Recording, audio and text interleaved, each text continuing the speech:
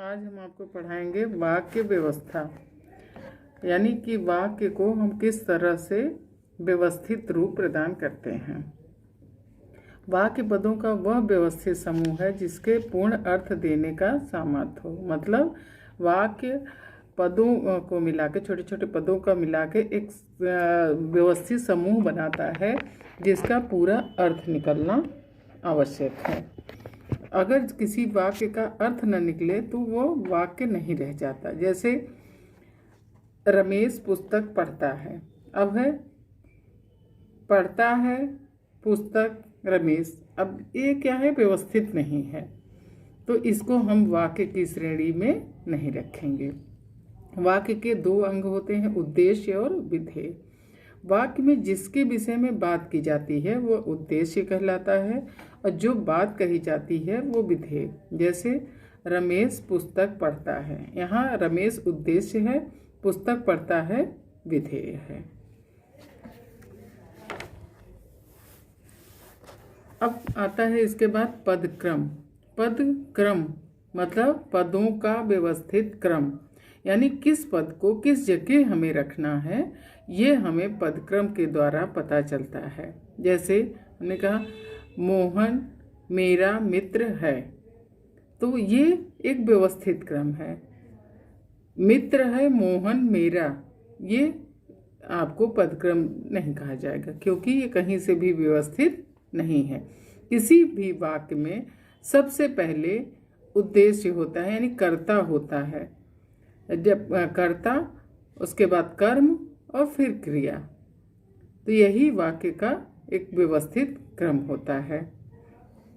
वाक्य में पदक्रम का विशेष महत्व है। सभी वाक्यों में पद एक व्यवस्थित क्रम में होते हैं। क्रम भंग होने पर अर्थ भिन्न हो जाता है। वाक्य रचना में कर्ता कर्म क्रिया के कर्म की ओर ध्यान देना बहुत आवश्यक होता है। कर्ता के बाद क्रिया आती है, जैसे मोहन जाता है, तो यहाँ कर्म नहीं है, यहाँ क्या है, उद्देश्य और विधेय तो है लेकिन यहाँ कर्म नहीं है, सिर्फ कर्ता है और क्रिया है। कर्म हो अथवा पूरक, यह कर्ता और क्रिया के बीच में आता है, यानी कोई कर्म हो या उसके पूरक कर्म हो तो वो क्या कह लेते हैं, कर्ता और क्रिया के बीच। से गोपाल ने पुस्तक खरीदी, तो गोपाल क्या है, कर्ता है, पुस्तक क्या है, कर्म है, खरीदी क्या है, क्रिया है।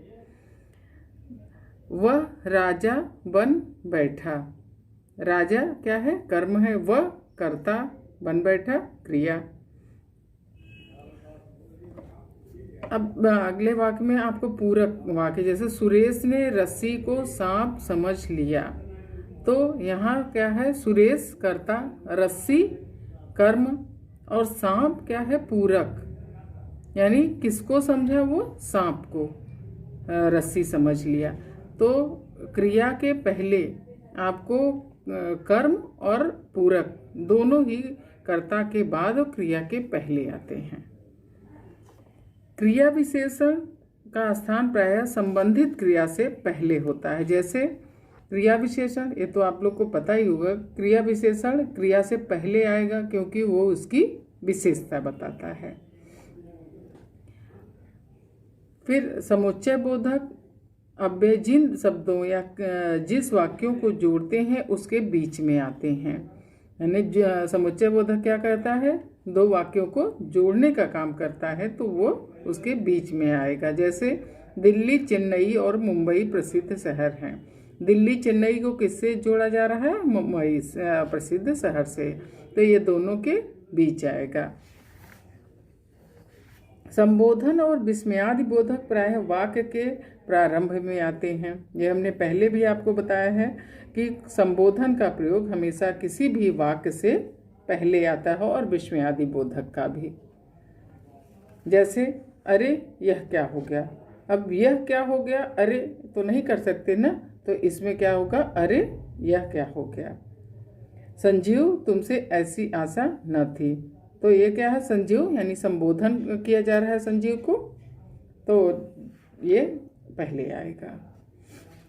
वाक्य के प्रकार, वाक्य के दो प्रकार होते हैं, रचना के आधार पर और अर्थ के आधार पर। रचना के आधार पर वाक्य के 3 भेद होते हैं: सरल वाक्य, संयुक्त